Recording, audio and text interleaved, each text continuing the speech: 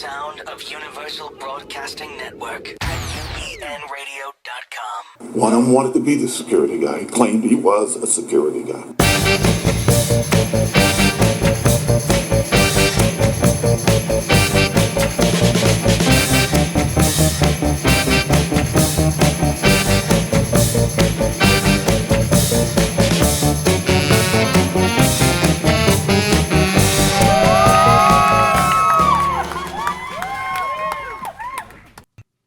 Welcome once again to a connected version of Security Guy Radio. Mr. Drivers, how are you? I'm good.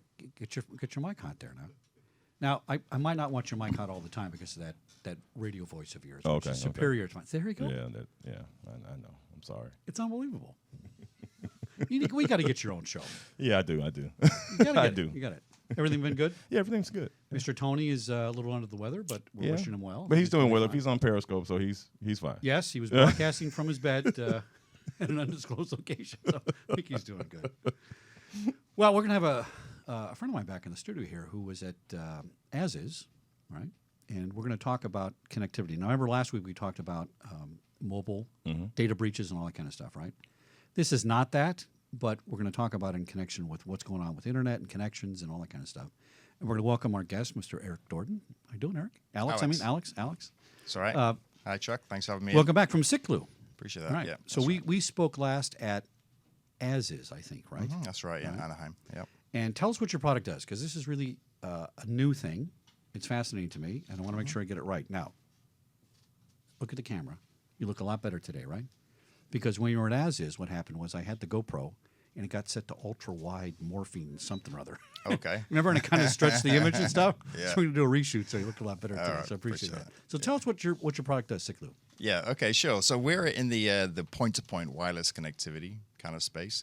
So what we really specialize in is connecting 2 points together wirelessly. So if you don't have a fiber connection, for example, we're providing very high reliability, 5 nines worth of wireless connectivity. Now, can you make my Samsung VCR talk to my TV? Because I couldn't watch House of Cards last night. And I'm half kidding, right? I'm thinking, what's with the technology, right? I mean, we can do these things you're doing at a really high bandwidth, and I can't get my freaking VCR to work. But let's talk about what that problem is in the industry. So we had somebody, like I said last week, talking about mobile connectivity. Okay. Let's talk about the security aspect of this. I'm concerned because of the connectivity, right? And when you say wireless, people get a little nervous, but yours is different. We're not having that problem with your product because why? Right. Well, a couple of reasons. First of all, we play at a higher operating bandwidth than most of the wireless network connectivity companies, so we don't suffer from issues with interference or congestion that you'd find particularly in cities from Wi-Fi, for example, or really pretty much any other wireless kind of device. Even cars now are built in wireless. There's Wi-Fi absolutely everywhere. Right. So there's a lot of problems with interference, a lot of problems with congestion in that space.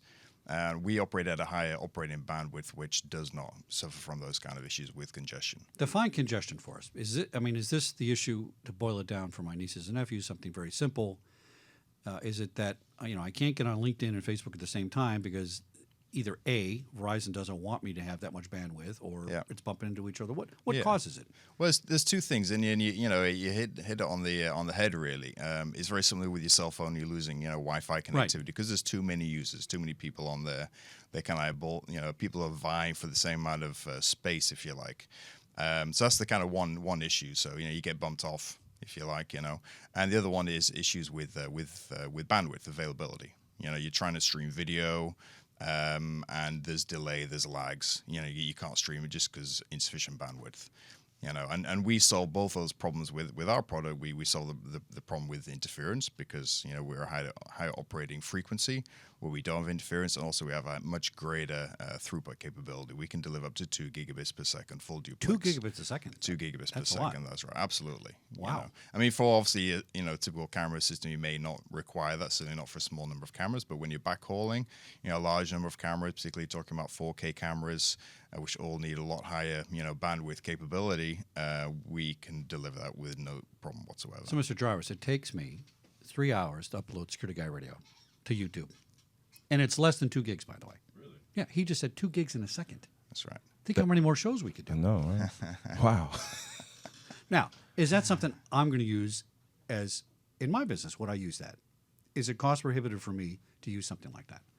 Or is this really more high-end industrial, giant corporation kind of use for your product? Yeah, I mean, our use cases kind of vary quite a bit. I mean, it's all pretty much outdoor. We're Right. most of what we do is outdoor. It's all point to point, but it could be, linking two buildings together, for example. It could be, linking a parking garage, for example, to a building. Yeah, if you're reading your parking machine that's transmitting entry data or that kind of thing. Okay. Yeah, I mean, a parking garage you could have access control, exactly, Right. entry, exit. You could have cameras in there. You could have emergency telephones.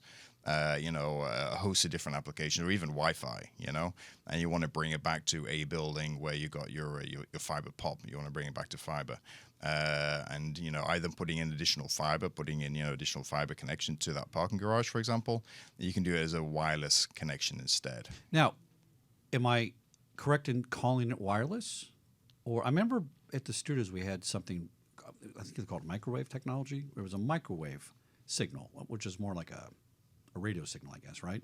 And that connected a couple of our studios together. Right. Is this something similar? This is not really Wi-Fi per se, is it? No, it's not Right, Wi-Fi. okay. Wi-Fi is kind of like very broad.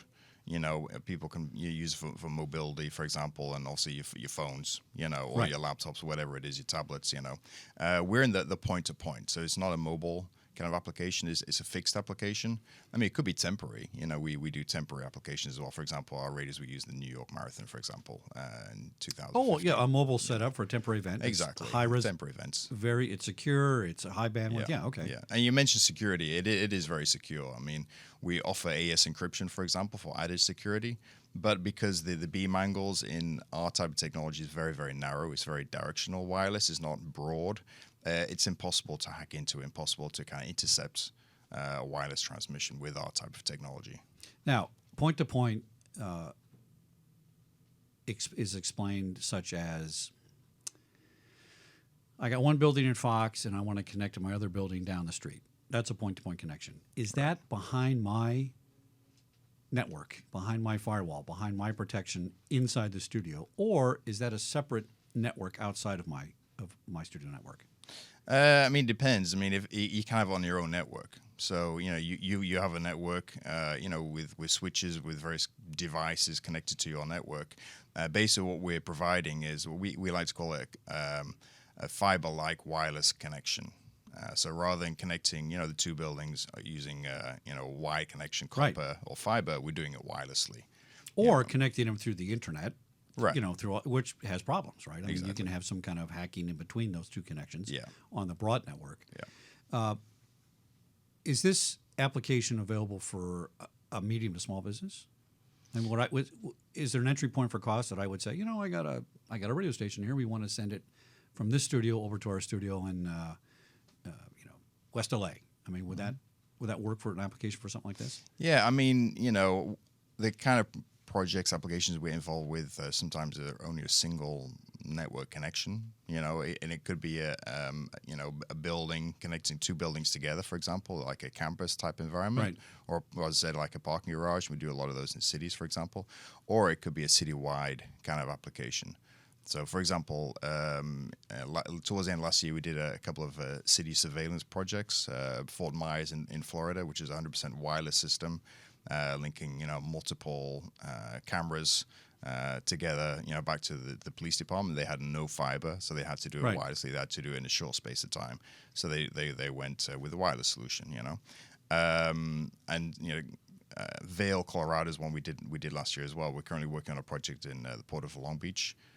With wireless, and again, Oh, they have all kinds of interference down there. It's absolutely, terrible. yeah. And that's one reason why they chose Siklu, because the technology that we're in, which is called millimeter wave wireless, doesn't have those issues with interference or congestion. By the way, are you one of the few people, or the only person in this space, this device? It's about a year old, this technology, a couple of years? Well, the technology's been around for about 20 years. In terms okay. of millimeter wave, it's been around for 20 years. But it used to be very expensive. It used to be like $25,000, $30,000 for a single link. Oh, wow. Siklu, we came onto the market in, the company was founded in 2008. A couple of years later, we brought the product to market. And we were able to bring the price of the technology down considerably. We developed the world's first all-silicon-based radio card. And we were able to bring the price down to, $5,000 MSRP for a link. and within a couple of years, we became the market leaders in this technology. Oh, that's fabulous. So $5,000 to install it, set it up, or is it? Well, that's that's like for the actual link, and then obviously the cost of installation and everything else. But that's roughly MSRP. Is actually the prices are coming down all the time now because obviously benefit from economies of scale, new technology, things like that. So it is actually becoming more and more affordable, even for just small systems with a small number of cameras in a parking lot, for example, where there may be issues with interference. You may not require the throughput capability of our technology, but you want a high reliability wireless network connection, and compared to putting in fiber, for example, the pricing is much lower, and the return on investment is much greater, much quicker. On fiber, I think you can have 20 devices, 30 devices, or something per strand, or something like that. What's the analogy on your device that how many things it can carry and all that kind of stuff? Yeah, I mean, really, it depends on obviously the throughput per device, the bandwidth per device. For example, if you're using multiple 4K cameras, it depends on the throughput required per camera, but we can support literally hundreds of cameras, for example, on a single wireless link. Said we are up to 2 gigabits per second, full duplex, 2 gig in each direction, upload download. So there isn't really any issues with bandwidth or throughput capability with our solution. I can see this in a police department. Any applications where a police department has adopted this for their entire dispatching platform? Yeah, we've done a few projects with PDs around the country. For example, we did a parking lot up in a police station up in Pennsylvania where they had issues with congestion. They wanted video around in the parking garage, so they chose our solution for that. I mentioned cities already. Public safety cameras being connected wirelessly on our application. So we work with a number of PDs around the country, also down in LA. Our technology is being used in Venice Beach, for example, by the PD down there. Now, what about the wireless cameras the cops are wearing now? Right. Part of the problem is the storage. What's LAPD going to do with 1 million minutes, right? Per week or whatever it is. Yeah. That's a storage issue. But now I think the images are being stored locally. Mm-hmm. Could your device use that application to transmit this data in real time? And so now we don't have to worry about it not making it back to the police station, getting damaged, that kind of thing. Would that be a good application? We would work alongside other technologies in that area because we're not really in the mobility kind of area. Okay. So we would provide the backhaul to a mobility type application. I mean, we did something similar in Vail, Colorado, where they wanted to provide free Wi-Fi in the town for residents, tourists, things like that, as well as video surveillance for public safety. So we're actually providing the backhaul for both the Wi-Fi as well as the video surveillance.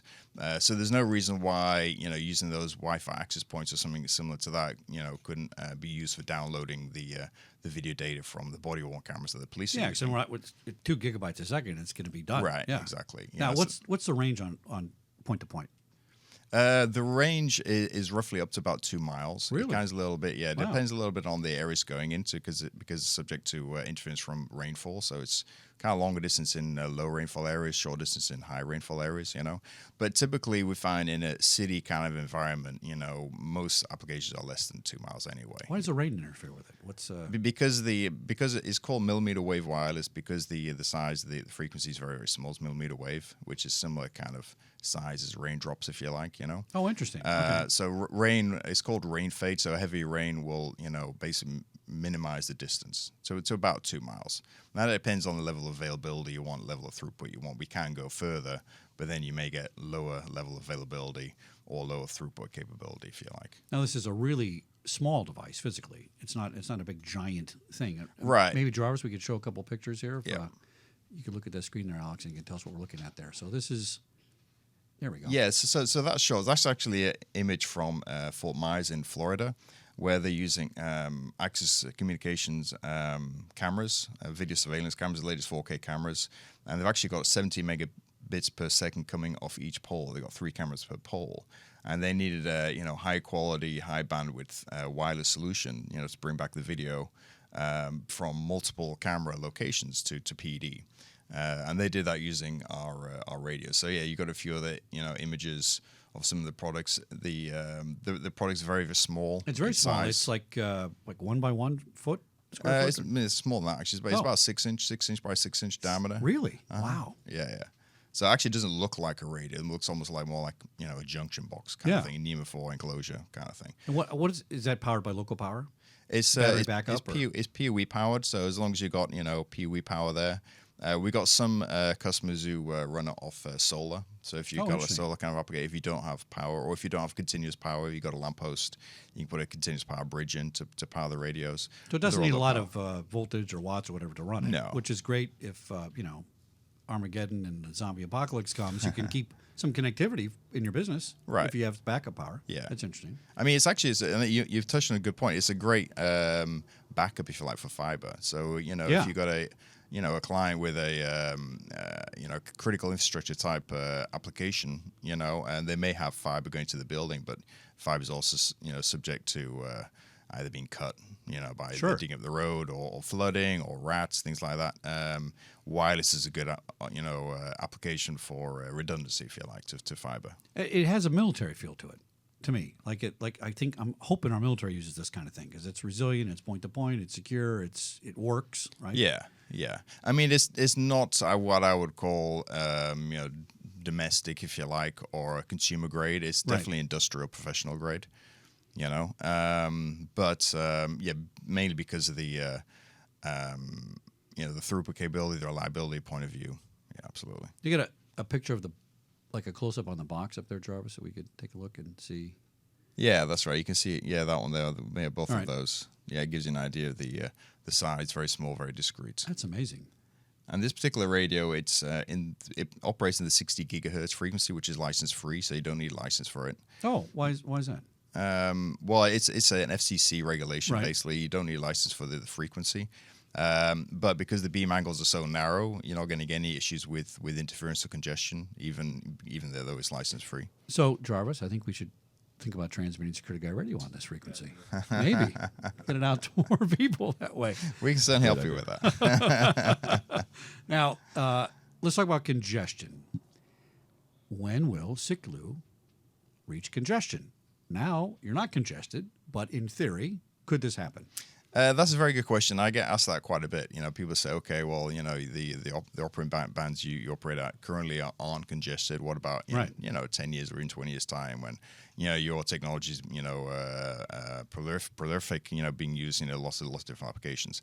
Well, there's a couple of things about that. First of all, the beam angles are very, very narrow. So even if you have, an area of flood with 60 gigahertz, for example, you're still not going to get problems with interference because the beam angles are so narrow. It's almost impossible to interfere with each other. That's good. And also, the radios support multiple non-overlapping channels. So even if you have multiple radios, if you like, all point in the same direction, all you do is select a different channel, then they wouldn't interfere with each other. Now, could you link these together? And if I get a 2-mile range on, box A and B, can I stick box C 4 miles downrange and make a chain? Yeah, absolutely. You can. Okay, that's interesting. Yeah, you can daisy chain them together. Yeah. And by the way, the 60 gigahertz, that's a license free. That's more short range. So the box we just showed you is about a third of a mile range. And then we're also operating the 70, 80 gigahertz range, which is up to 2 miles. That does require an FCC license. It's a very low-cost license. FCC license, or like a radio station license, right? Similar kind of licensing. Yeah, I mean it's $75 for 10 years for a license, so it's almost low. It's almost no cost. Jarvis, we got to get one of these. Yeah, no. I'm telling you. Yeah.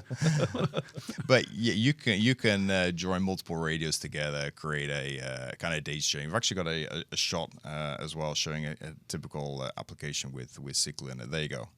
Yeah, that kind of. All right. Sure. So we do. So what both. are we looking at here? What is that? Basically, it's showing both street level application where the small boxes are on a lamppost, for example, and that could be connecting not only cameras together, but it could be Wi-Fi, Wi-Fi hotspot, for example, and that's becoming more and more interesting application, in this market. Yeah.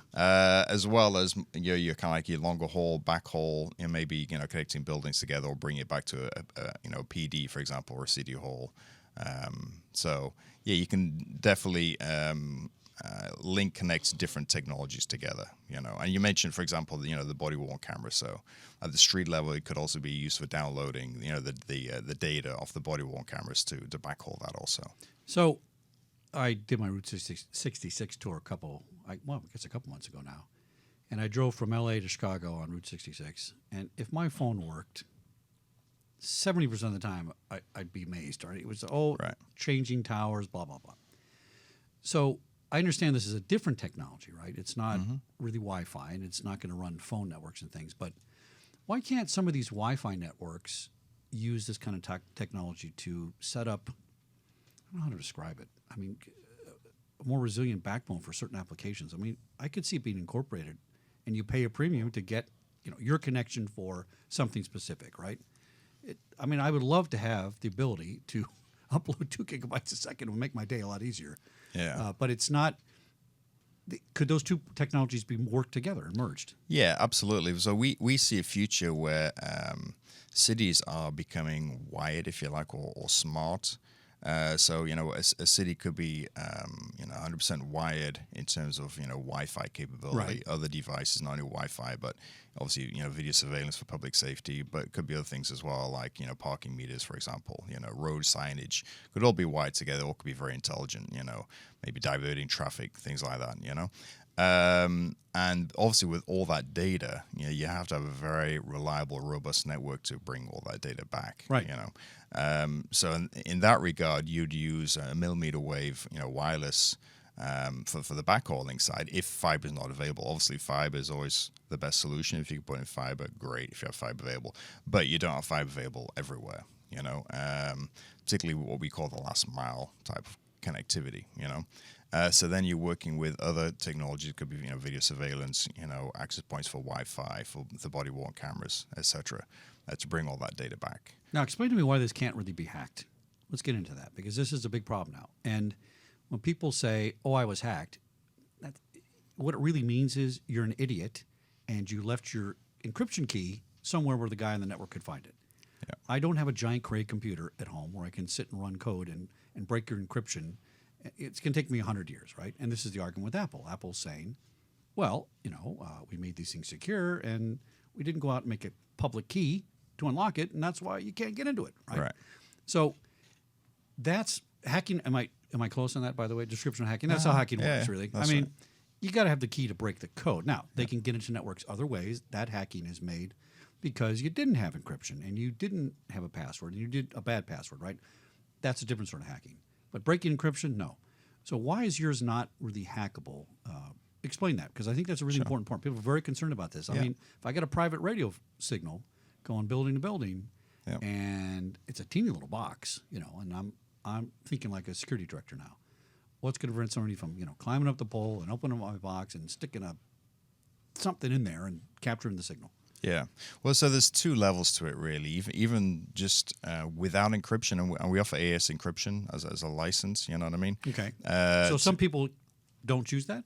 Well, it depends on the level of protection required, if you like. All right. So Aes Encryption is always good, particularly for critical infrastructure, public, things like that, if they really want to protect it. Even without Aes Encryption, it's nigh on impossible to hack into it anyway, for a few reasons. One, because the beams are pencil thin. So you'd have to literally get a radio in between the 2 radios, the 2 signals, if you like. In midair. In midair, exactly, to try and intercept it. Because, aligning the radios is critical. So they actually have to be literally aligned with one another. You can't just be on the ground pointing a radio in the general direction. Yeah. Oh, this is why the rain interferes with it.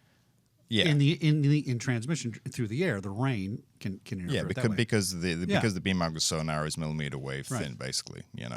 But then there's a few other things as well we put in there. For example, for a start, it's obviously proprietary hardware. So you'd actually have to have a Siklu radio to be able to, interfere. Oh, that's if you like, interesting. or track into it. You'd have to know the link ID, so they'd have to actually be paired, if you like. So you have a handshake going on between the 2 radios.